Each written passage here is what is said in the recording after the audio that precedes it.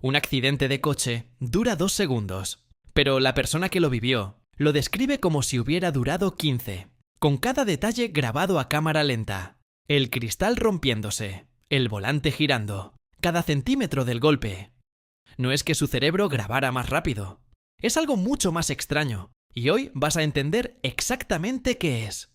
Esto no le pasa solo a víctimas de accidentes. Se lo escucharás a policías después de un tiroteo, a atletas en el momento decisivo de una competición, a cualquiera que haya vivido un instante de peligro real. Todo se ralentizó. No oía nada a mi alrededor. Solo veía lo que tenía justo delante.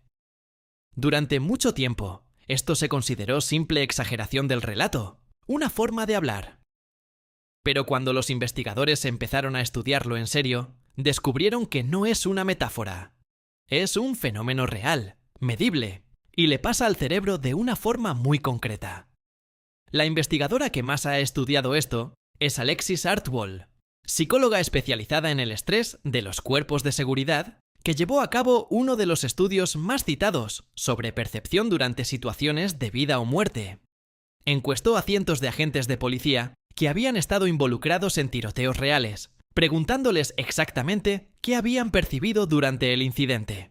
Los resultados fueron sorprendentemente consistentes, incluso entre agentes que nunca se habían conocido entre sí ni habían hablado del tema previamente.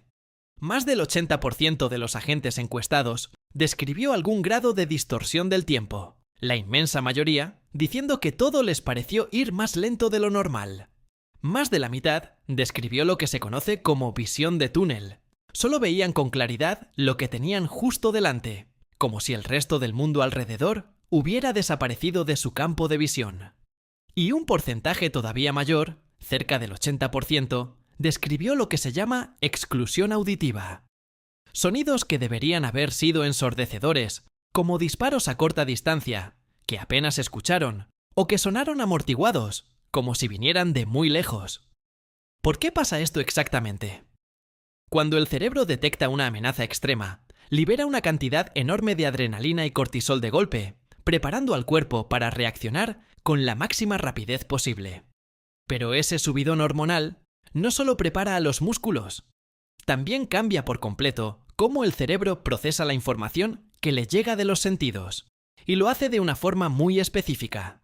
Recorta brutalmente lo que no considera esencial para sobrevivir en ese instante exacto.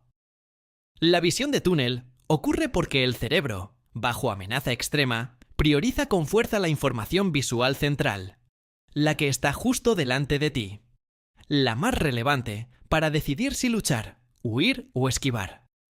Todo lo que está en la periferia deja de procesarse con la misma intensidad, no porque tus ojos dejen de captarlo, sino porque tu cerebro decide, en ese momento, que no merece tu atención consciente. Es un recorte de recursos, no un fallo físico del ojo. La exclusión auditiva funciona con una lógica parecida.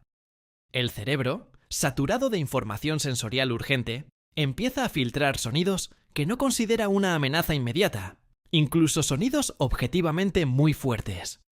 Por eso hay agentes que han disparado su arma en un tiroteo real y después juraban no haber escuchado ni un solo disparo, ni siquiera el suyo propio. No es que el sonido no llegara a sus oídos, es que su cerebro, en ese instante, decidió que procesarlo no era prioritario para sobrevivir. Esto no solo lo describen policías y víctimas de accidentes. Los soldados en combate real cuentan exactamente lo mismo, y de hecho es uno de los relatos más repetidos entre quienes han vivido un tiroteo o una emboscada real. La sensación de que el tiempo se estira, de que cada movimiento del enemigo o de un compañero se percibe con un detalle casi irreal, mientras el resto del entorno se difumina por completo. Algunos veteranos describen incluso poder recordar, años después, el sonido exacto de un solo casquillo cayendo al suelo, en medio de un intercambio de disparos, mientras que otros detalles de esos mismos segundos, en teoría mucho más evidentes, se han perdido por completo de su memoria. Esta consistencia entre profesiones tan distintas, policías, soldados, atletas, víctimas civiles de un accidente, es precisamente lo que convenció a la comunidad científica de que no se trata de una peculiaridad de cada persona, sino de un mecanismo compartido por todo el cerebro humano, activado siempre que la amenaza percibida supera un determinado umbral. No importa el contexto cultural, la edad, ni el entrenamiento previo. El patrón se repite con una regularidad que rara vez se ve en otros fenómenos psicológicos. De hecho, algunos programas de entrenamiento militar y policial de élite han empezado a incorporar esta información directamente en su formación, no para intentar eliminar la respuesta, algo que ni siquiera se ha conseguido en los mejores estudios, sino para que quien la experimente por primera vez en una situación real no se asuste todavía más al notar que su percepción del tiempo y del sonido se ha alterado.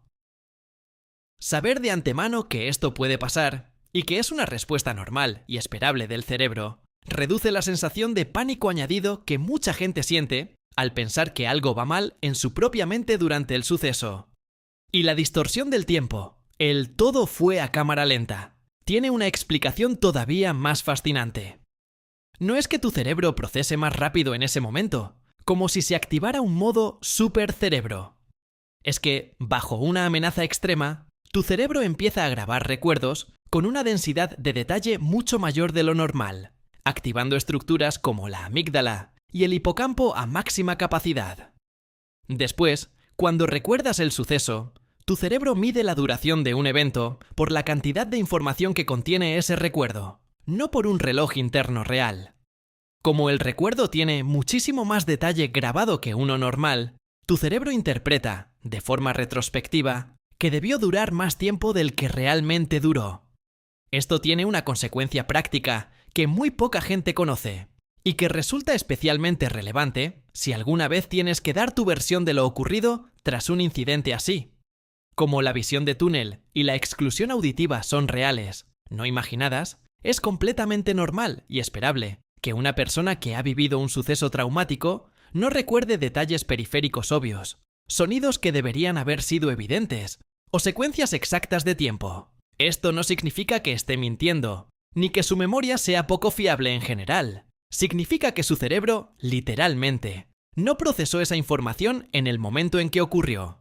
De hecho, esto es tan consistente y está tan documentado que hoy en día se enseña específicamente a investigadores y agentes de policía cómo entrevistar a testigos de sucesos traumáticos, sabiendo de antemano que faltarán fragmentos, que el orden de los hechos puede confundirse, y que eso no es sinónimo de falta de credibilidad. Es sencillamente cómo funciona la percepción humana bajo estrés extremo, no una elección ni un fallo de quien lo vivió. Curiosamente, esta misma distorsión del tiempo no siempre es negativa.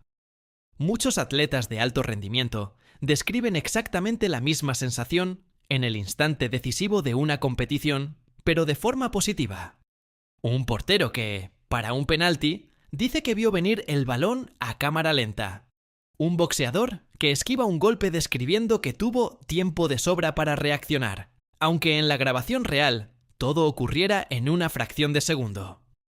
Es el mismo mecanismo cerebral, la misma sobrecarga de atención y grabación de detalle, pero canalizada en una situación de máximo rendimiento en vez de una amenaza de vida o muerte.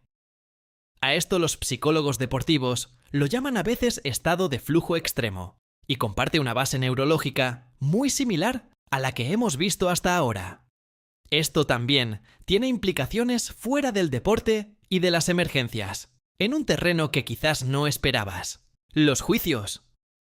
Los abogados y jueces, que trabajan con testimonios de víctimas y testigos de sucesos violentos, cada vez reciben más formación específica sobre este fenómeno, precisamente porque, durante décadas, se interpretó como sospechoso que un testigo no recordara detalles obvios, cuando en realidad, si hubo visión de túnel o exclusión auditiva real, esos detalles nunca llegaron a procesarse conscientemente, y por tanto, es literalmente imposible recordarlos, por mucho que se presione en un interrogatorio. Esta comprensión ha cambiado poco a poco cómo se evalúa la fiabilidad de un testimonio en algunos tribunales, dándole más peso a la ciencia del estrés y menos a la simple intuición de si alguien parece estar mintiendo.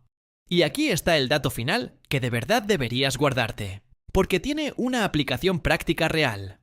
Los expertos en manejo de estrés bajo presión, incluidos instructores militares y policiales, Han encontrado que la respiración controlada y consciente en el momento previo a una situación de tensión puede reducir significativamente estos efectos, manteniendo la visión periférica y la percepción auditiva más cerca de lo normal. No elimina la respuesta de estrés, pero sí amortigua su intensidad. Es una de las pocas herramientas que ha demostrado, de forma consistente, ayudar a mantener una percepción más completa de la realidad justo cuando más importa tenerla. Así que la próxima vez que alguien te describa un momento de peligro, diciendo que todo pasó a cámara lenta o que no oía nada, ya sabes que no está exagerando ni inventando. Es exactamente cómo el cerebro humano procesa el peligro extremo, recortando el mundo entero a lo esencial y grabando ese instante con tanto detalle que después, en el recuerdo, parece haber durado mucho más de lo que realmente duró. ¿Alguna vez has vivido un momento así, donde el tiempo pareció distorsionarse? Cuéntamelo en los comentarios. Y si quieres entender tu propia mente un poco mejor cada semana, dale like y suscríbete a Instinto.